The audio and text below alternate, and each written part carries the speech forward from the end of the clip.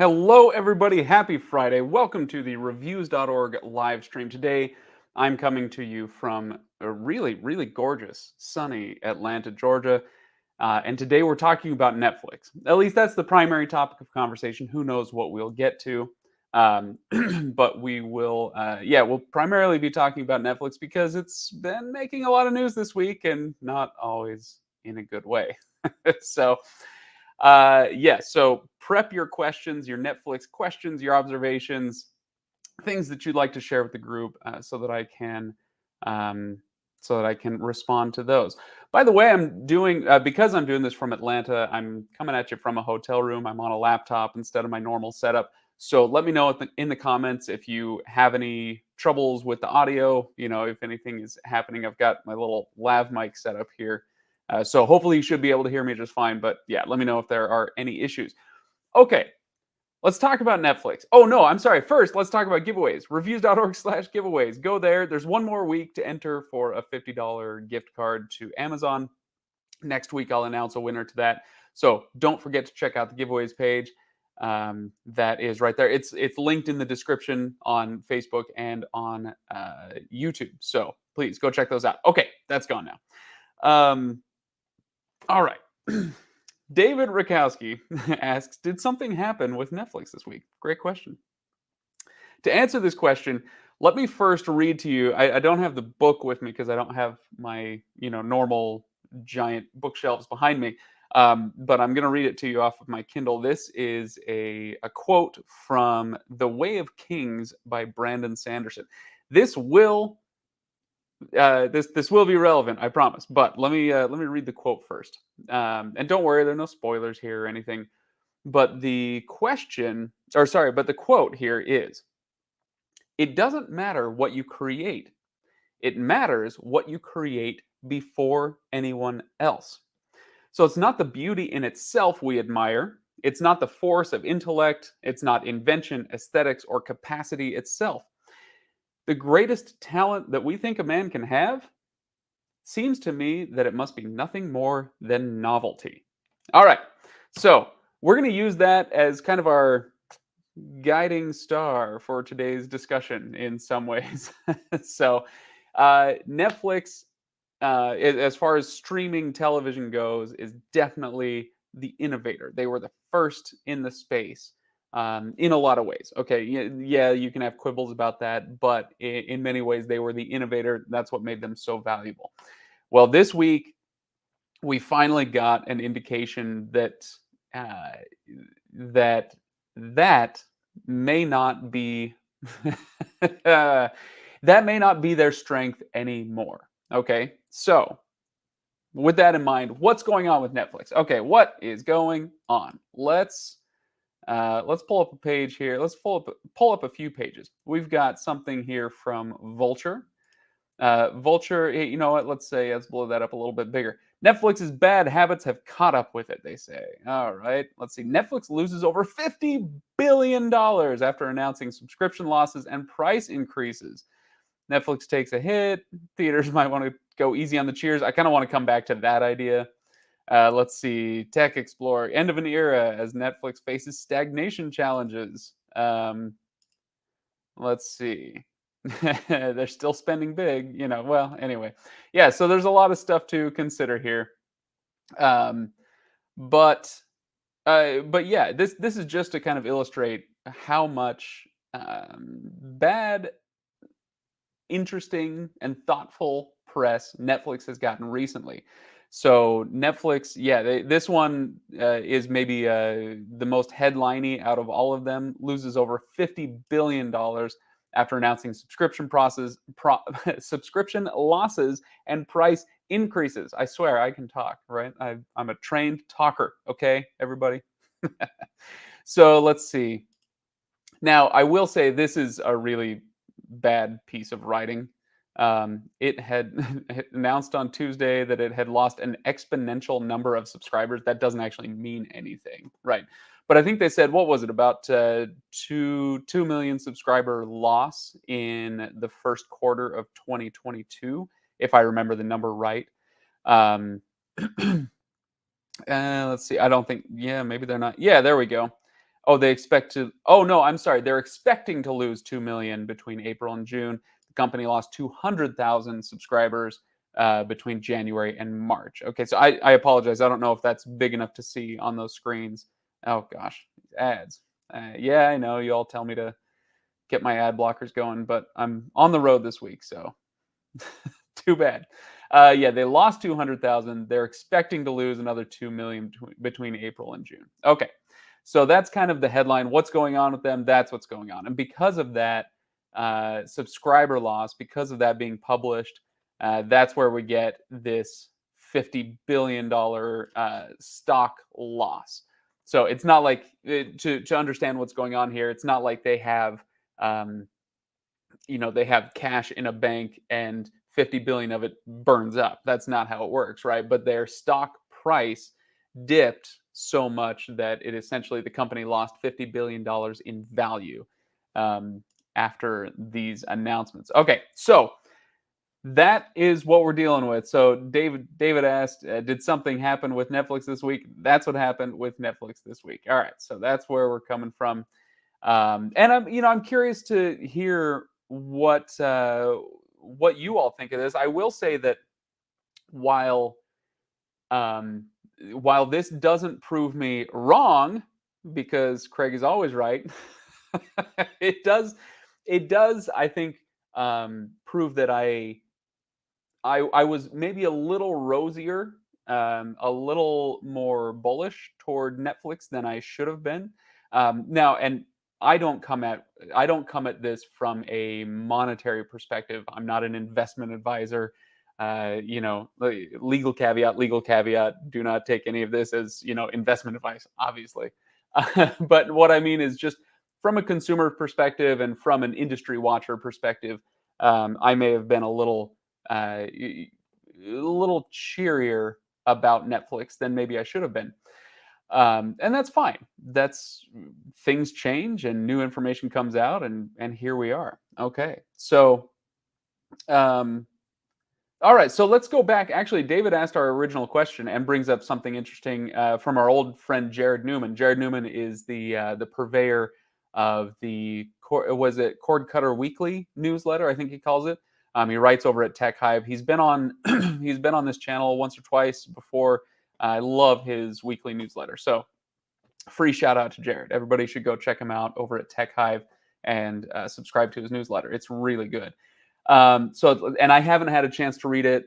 As you can see, I'm on the road. I've been a little bit busy. Haven't had a chance to read Jared's column yet. But according to David, his newsletter today talked about the price increases and how today people have lots of choices being bad news for them. Okay, so this gets to our original quote.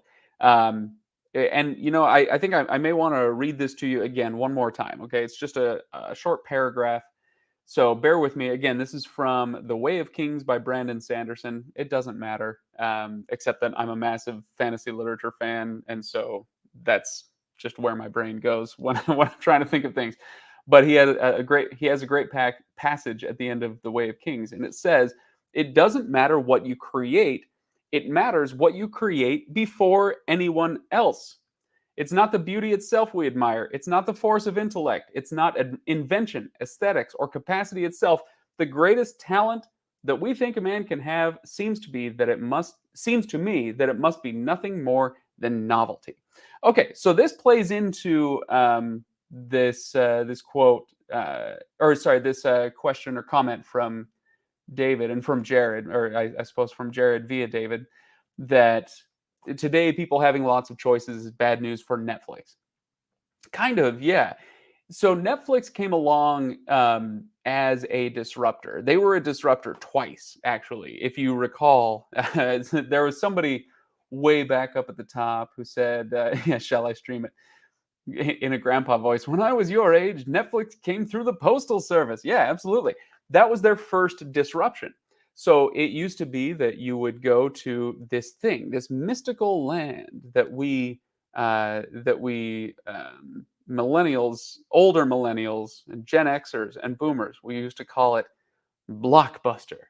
We would all go down to Blockbuster and we would rent our video for the weekend, for the night, whatever.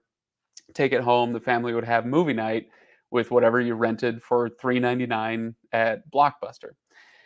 And it worked fine. Everybody's happy with this. This rental thing had been going on for a long time. And then Netflix came along and said, well, hang on a second.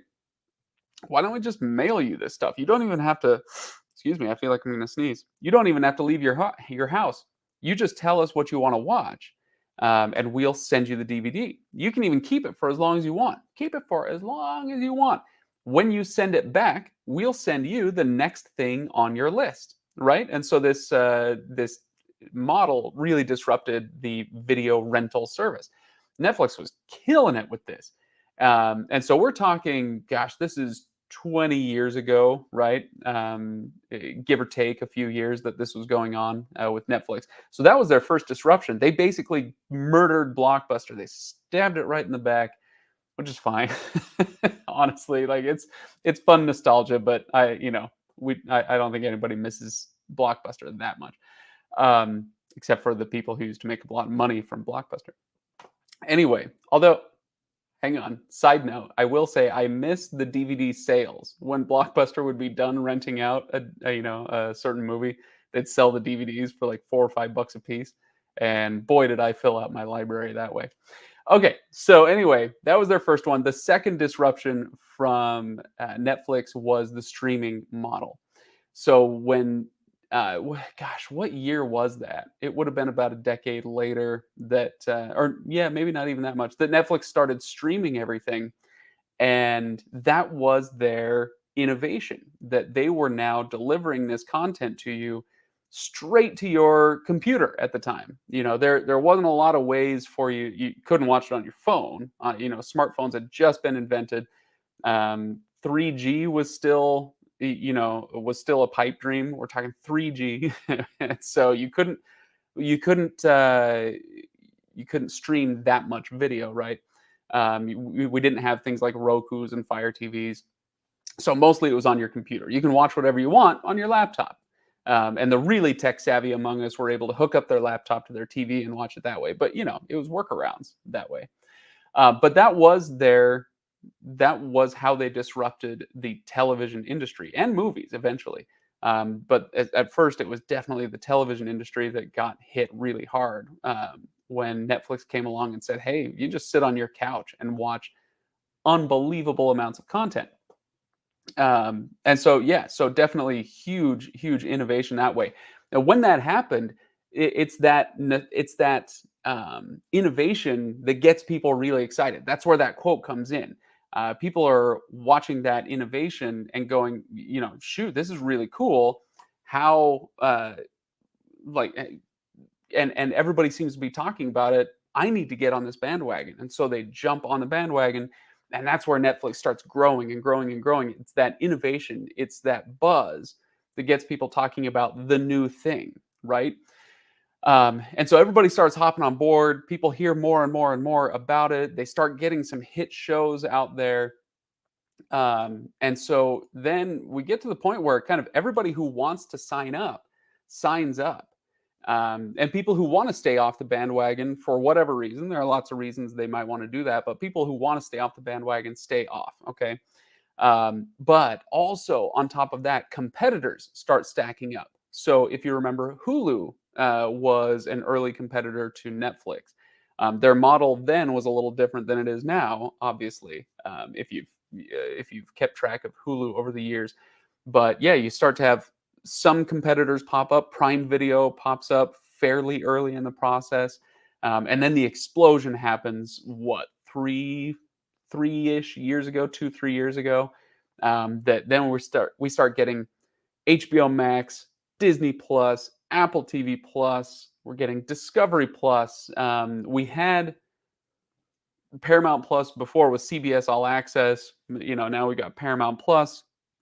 We've got just AMC Plus, everything Plus, right? All these competitors start popping up. And this is kind of what happens when you disrupt an industry. You can disrupt an industry and then you're the innovator. You're the one that everybody is so excited about. Congratulations, you've disrupted the industry. You have created a new mountain to climb. And you, being the innovator, you're the first one to climb it. So you're at the top of the mountain. That's awesome. But now a lot of other people are starting to follow your path up the mountain. And so you have all these competitors following you on your path up the mountain. And now you're all up there at the pinnacle going, oh, yeah, what a wonderful view from, you know, this mountain. Sorry, I'm really straining this metaphor. I apologize for that. But the point being, now you can so Netflix disrupted an industry, but in so doing, they created a new industry. And that's the mountaintop that they're sitting on top of right now. But when you create a new industry and it starts to settle in, and people get used to it, that innovation factor goes away. And now everyone is kind of looking around. Even if we don't think about it in these terms, each of us individually, we may not think of it this way, but we're all kind of looking around going, where's the next mountain? Who's going to be the next innovator? Um, what is the next mountain to climb? It's an interesting question. And it could be years before we get an answer to that question, before somebody disrupts this industry that Netflix created, right? So anyway, that's a very long. I've been talking for 15 minutes straight now, barely responding to your questions, and I apologize for that.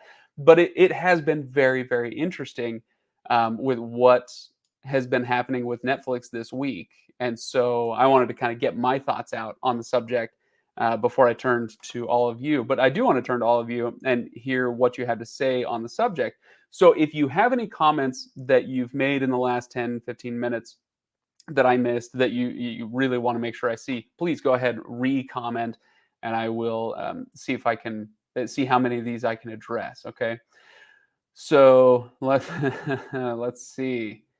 Um, oh wow, William Mack says, as of this morning, I completely rid myself of all paid streaming services for the next 4 months, and I feel free, literally, literally all free now. I'll reevaluate when the NFL starts the season.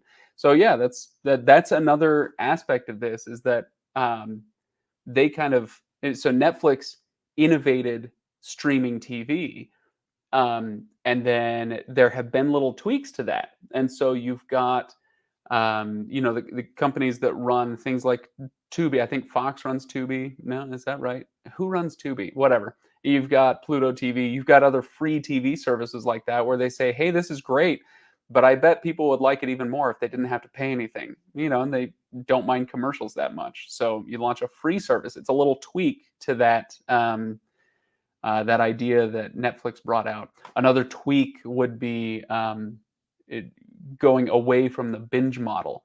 So you have weekly release models on Apple TV Plus, on Disney Plus, on Prime Video. They're doing weekly releases instead of the binge model that Netflix put out there. Just to kind of find other branches of this market that they can corner. Okay. Greg Hole misses the good old days of Be Kind, Rewind. Um, that's fantastic. If you ever, so this goes back to the old days of VHS when you would go to the video rental store. Before it was DVDs, it was VHS tapes, and if you didn't take it back, then the movie was at the end of the video. The next person would come and rent it, and they'd have to rewind it before they could watch it. And rewinding took a little while. It took a little patience to be able to rewind that far.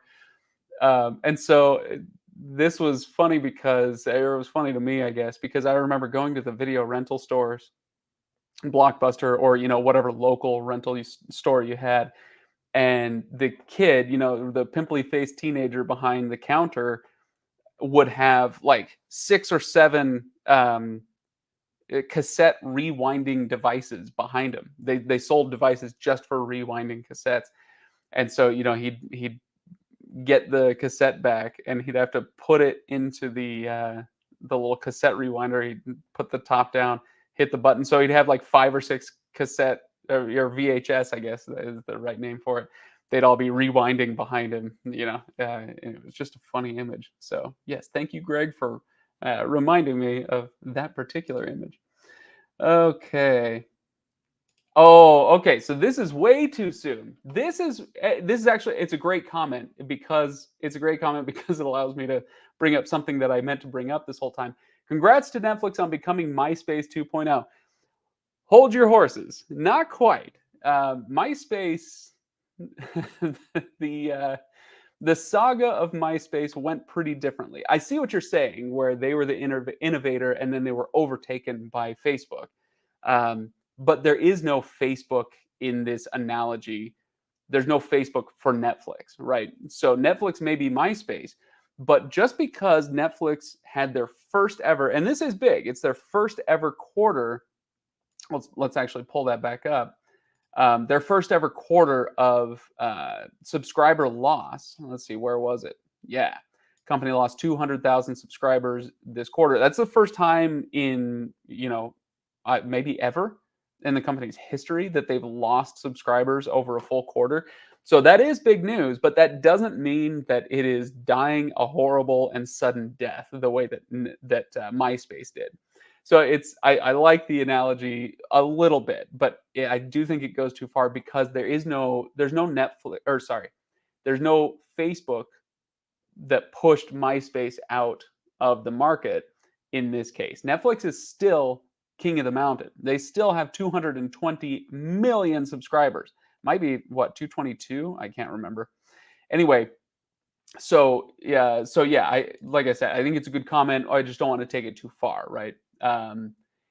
Yeah, yeah. Anyway, they're still king of the mountain. They just have they have some rethinking to do with where they're at with their model, how they're producing content, how they're delivering content, and all of that. Okay, so yeah, now there's more flavors. They aren't the latest, exactly. Frayden says Netflix finds a way to annoy you one way or one way or the other, even if you have them. No ad-supported tier, no participating things like Chromecast or Apple TVs, TV apps, no free trial anymore. Yeah, yeah, yeah. Little things, little things that you can get away with when you are the only person standing on the top of that mountain. If you're the only company there, you can afford to do little things that, yeah, and I've talked about this with price increases for a while. I'm not wild about the price increases. Don't get me wrong. I don't like it when they increase the prices, but for a long time, I have been saying, it was $10 a month, and then it was $11 a month, and then it was 13. We're up to 15.50 a month for the middle tier. That's not even the upper tier Netflix package. That's the middle tier version. And with all those price increases, up to a certain point, I was saying, look, these are the little things that Netflix is doing to annoy people, but people still find Netflix really, really valuable. They find it it's almost unthinkable that you wouldn't have your subscription to Netflix. It's just so ingrained in us, and so we deal with the little annoyances. Um, but at a certain point, though, let's take price increases for instance. You're going to increase the price to a breaking point, and we may be there now. And it's not just because of Netflix in a vacuum, it's because of the competition we've been talking about. They don't have that room. There are other people on the top of the mountain. There are other options that you have. And so those little annoyances feel bigger when you have other options out there. So now you've got HBO Max, you've got Hulu, you've got Apple TV Plus, you've got fill in the blank with a dozen other premium streaming services.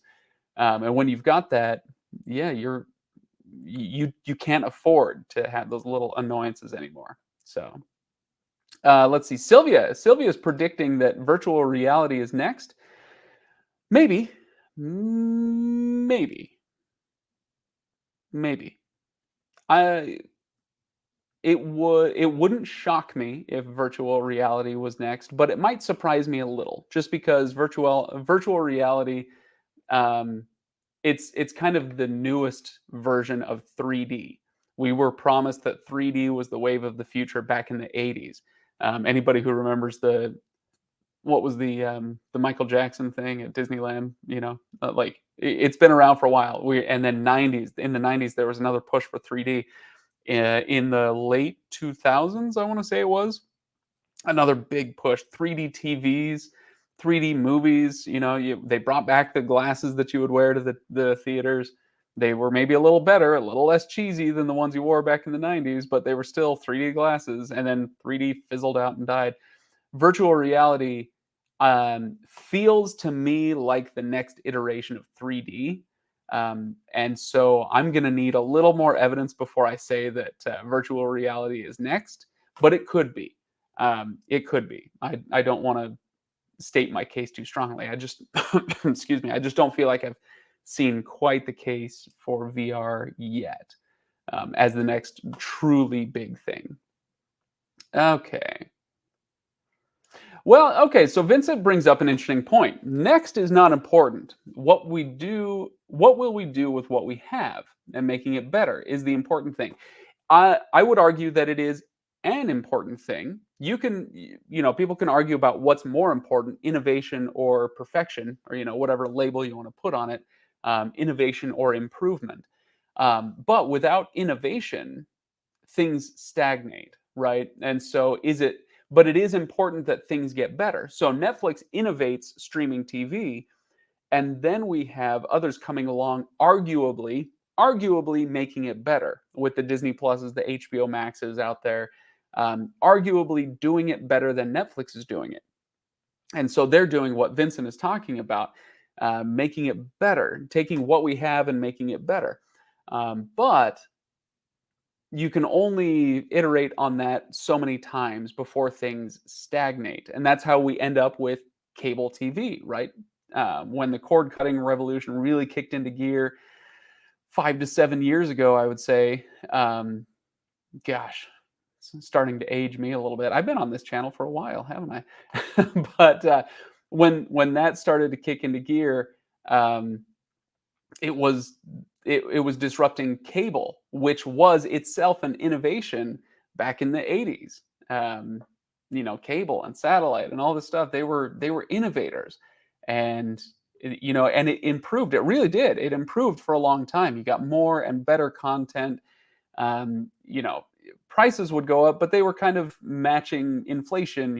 So it wasn't a massive financial burden for a long time until it became such. Um, and so it took the next thing to disrupt that, and then we can start iterating on that. So Vincent says next is not important. What we will do with what we have and making it better is the important thing. I would just say that they're both important. You have to iterate and improve and make things better until such time as it's time for the next innovation. I don't know that we're there yet. As far as streaming TV being the kind of sclerotic dinosaur that we were dealing with for a long time with other types of TV. But so yeah, I don't think we're quite there yet. But at the same time, we do need to think about what is next. So maybe Sylvia's right. Maybe it's VR. Okay, let me skip ahead a little bit. I'm taking so long to talk to each individual thing. So let's see. I love HBO Max. I got HBO Max through Spectrum. There you go. All right.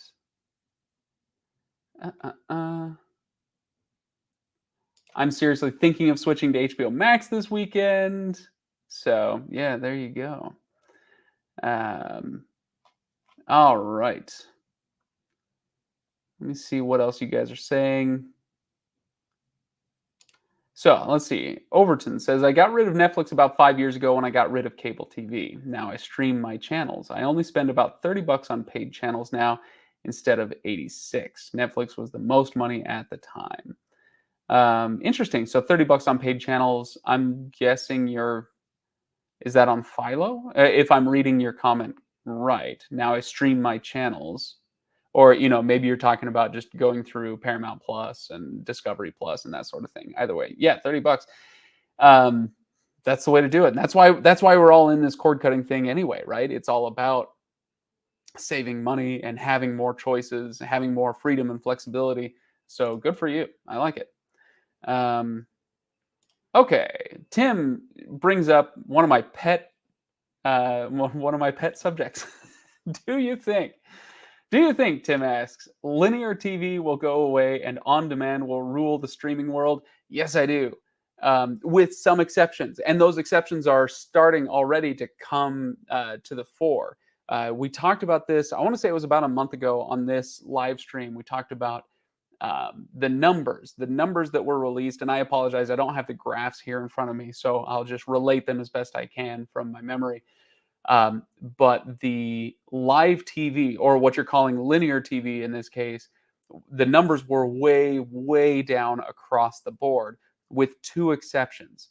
And those exceptions were news and sports, which also gets a little bit tricky because when you talk about sports, you have sports programming and sports events. And so sports programming would be, you watch ESPN and they'd have things like Sports Center, people sitting at a desk talking about sports. Those numbers were way down, just like everything else. But sporting events, the actual games that people wanted to watch, those remained fairly steady as everything around them was declining. So news and sports were the only things that were kind of surviving. So do I think linear TV will go away and on demand will rule the streaming world? On demand being things like Netflix, where you can watch at the click of a button whenever you want to without sticking to some schedule. Yes, I do think that that is the way things have been going for a while, and the way they'll continue to swing for the foreseeable future. But linear TV will not go away; it's just going to change a lot. And we're going to see a lot more news and sports content, and maybe some ultra cheap, unscripted content, or reality TV, as we sometimes call it. So yeah, no, but it's a great question. Oh, let's see. Okay, so Netflix needs to, number one, fix their search. I'm curious what's wrong with their search. I haven't had a huge problem with it before. It's not like, every once in a while you run into a little thing, but I haven't had a big problem with it compared to other streamers. Number two, before going after password sharing, allow users to throw devices off their accounts. You can already do this. This is up to you. This is not, if you are sharing your password, you can stop sharing your password. If you are the one who is piggybacking off of someone else's account, that is, again, that's between you and them, and you can take care of that before Netflix comes in with that. And number three, have a $9.99 ad-supported version like HBO Max. Eh, this one I'm unconvinced by. I don't think HBO Max needs it. I don't think anybody else needs it.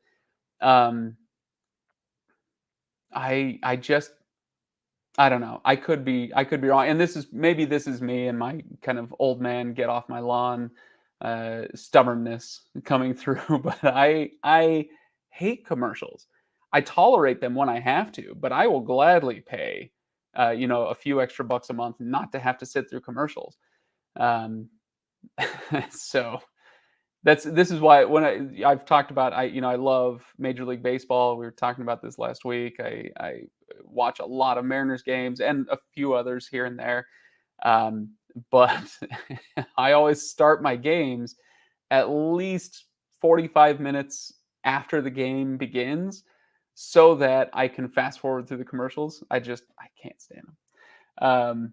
But I don't know. It could make good business sense, but I'd have to see a few more really specific numbers around that before I like really hopped on board. Okay. Let's see. Randall says, "I love YouTube TV, but they're the 800 pound gorilla on the block." Uh, my- not really. Not really. You could probably say that about YouTube itself. But YouTube TV, actually, when you compare the number of people who are subscribed to these cable imitators, as I call them, YouTube TV, Hulu Live, Fubo TV, when you put all of the people together who are subscribed to all of those live TV streamers, um, like it's barely a rounding error on something like Netflix, even Disney Plus to a certain extent. They're just It's not quite an 800-pound gorilla, unless, if you want to expound on that, I'd be interested to hear. But we're talking subscribers in the low single digits for most of those services. So, I'm sorry, in the low single digits of millions, to make it clear. So, you're talking about 2, 3, 4, 5 million subscribers versus Netflix that has 220 million subscribers, or Disney Plus, or HBO Max even, and that's small compared to Netflix. But yeah, some of these services have uh, you know, tens, dozens, hundreds of millions of subscribers. And so, yeah, I don't see these as quite the 800-pound gorilla that you do, but but make the case. I'd be open to it. So, okay. Oh, interesting. From Andy. And Andy, thank you for sending me a few things on Twitter. Other people can, let me hide that for a second. Other people can find me on Twitter. Andy sends me stuff on Twitter, and I appreciate it. There's not enough money in on demand slash streaming yet. Traditional TV is still a cash cow. Companies are finding operating both isn't cost effective. Yeah, that's part of it. I mean, CNN Plus. uh, maybe we should talk about CNN Plus. But oh man, no, I won't get distracted. Maybe in a minute, but not yet. Uh, Traditional TV is still a cash cow. This is both true and untrue. It's true in absolute terms. There is a lot of money to be made in traditional TV. So I assume by that, Andy, you mean not just network TV, but traditional linear services like cable and satellite. Um, so yes, there is a lot of money in that now. But when you evaluate these things, you have to look at trend lines. You have to think about the future. You can say, yeah, we're making a lot of money now, but what does that mean in 5 years? If we want our company, whatever company it is, if we want our company to survive for another 5 years, 10 years, 50 years, then we have to think about what's coming up next. And so it may be making a lot of money now, but 10 years ago, it was making stratospheric numbers. And they're watching those numbers decline. The ad rates on traditional TV keep declining precipitously because viewership is declining, because they're looking at what's going on with streaming, and they can see what's on the wall, the writing on the wall in the next 5 or 10 years. And so that's why it's a crisis. It's not that there's no money in it now. It's because that money, they can see the pool starting to dry up, right? Um, William Max says live sports will never go away, so live TV streaming will never completely go away. Yeah, there you go. Let's see. Do we want to talk about CNN Plus? I know a couple people have mentioned it already. Okay. Um, this one I can't help you with. Why is wireless internet connection much faster than wired connection Ethernet on Roku? You might check your Ethernet cable. You might be using an old Ethernet cable. Could be. Don't know. There's a lot of reasons for that. Okay. Why? Oh, okay. This is an interesting question. Rick says, "Why do most streaming services ask for a cable or satellite subscription? I thought that's why we ditched cable in the first place." It depends on what you're going through. So if you're getting, say, like who's a good example? The Comedy Central, maybe. This is less of a thing now than it was a few years ago, but you still definitely run into this where you'll have a channel, a cable channel. Let's take Comedy Central for instance. I haven't used their app in a while, so if they've changed it, forgive me. Maybe I'm dealing with outdated info, but you download the Comedy Central app, and they're running the same programming that they do on their cable channel. Well, there's money involved, there's contracts involved, and they can't just say, "Hey, give us 350 a month or $5 a month, and you can watch our channel on streaming." They have contracts that they have to honor with their distributors. And so what they do is with those distributors, they say, "Hey, if somebody pays you, Cox or Xfinity or whoever, if they pay you and then they can watch our channel. We're just going to put an app on there so that they can watch our channel independently, but they'll still have to go through you because you are our distributor. You're our distribution partner, whatever they call it. And so that's why that comes into play. And this is why, like, ESPN doesn't have an independent streaming app yet. They have a streaming app. You can download the ESPN app, but to watch their broadcast content, you have to go through their distribution partners. ESPN Plus is the only one that goes around that, and they can't show the same content as they show on those distribution platforms. And so that model was kind of the norm for a while in streaming, but it's becoming less and less common now, and it will eventually die out as those contracts die out. So yeah, so it's a good question. Why do they ask for it? That's why it'll go away eventually, but it's going to take a little while. Let's see. Sunday Ticket on Amazon, has that? I didn't see anything. I think that would have come through for me. NFL Sunday Ticket. Yeah, last I saw was yesterday. Okay, yeah, last I saw a day ago was that Apple maybe already has um, that contract. Kind of the things are leaking through that Apple may have already finalized the contract without publicizing that yet. But we'll see. And until it's official, it's not official. It could be Amazon, but right now it looks like Apple is the front runner. CNN Plus makes me miss the longevity of Quibi. So Quibi lasted 6 months. CNN Plus will have lasted less than a month. I think we'll just say about a month. Yeah, it's I shouldn't laugh. That there's a lot of people and their jobs at stake. Like it's never a happy thing when something like this fails. When you get down to the personal level of who's involved. So there's a lot of turmoil going on. But basically, this has to do with the Warner Media and Discovery merger, and it's a whole giant mess. And they just decided, you know what, CNN Plus not part of our strategy right now. So yeah, they ditched it. Yep. All right. Okay.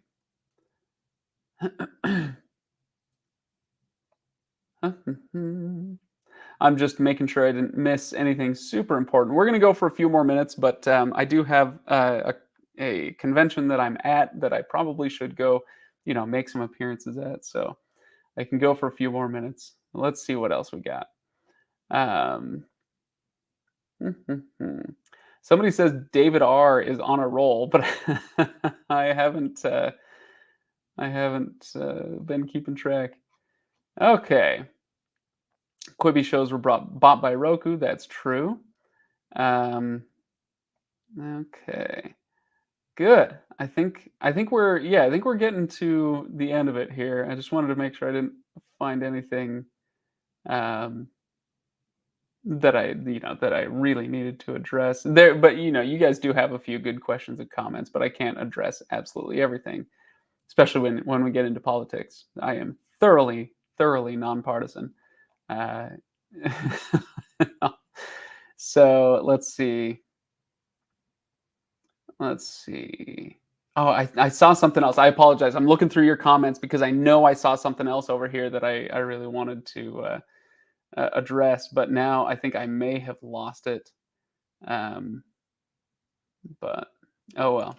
So Fraden says, I agree. You don't need an ad run cheaper option, but if it's all about that subscriber count, then they feel they do. And this could be where Netflix goes. Maybe we'll end on this. Where is Netflix going to go now? What is Netflix going to do? We've talked about the press surrounding Netflix. The bad habits have caught up with it. They're taking a hit. What's going to happen with the end of an era over at Netflix? Oh no. This one actually is an oh no, 50 billion in stock price decrease. Okay, so where is Netflix going to go? So Fraden says you don't need an ad run cheaper option, but if it's all about that subscriber count, then they feel they do. They might. Where does Netflix go from here? They may decide that that this is a way to capture more subscribers. The only problem with this, so what we're talking about, the ad option, of course, most of you are familiar with this, where say, let's take HBO Max as our model here, where you can sign up for 15 bucks a month and you get HBO Max. Great. You never have to watch a commercial. No, and in HBO Max's case, you don't have to pay any extra to watch, a new movie, Disney Plus. But with what was I going to say? Oh yeah, but with HBO Max, so that's the $15 tier, and then the $10 tier. It's cheaper per month. You're paying $5 less, but you do have to watch commercials during your shows, during your movies, before titles, after titles, whatever. Netflix could decide that, hey, it's working for them. Maybe it would work for us.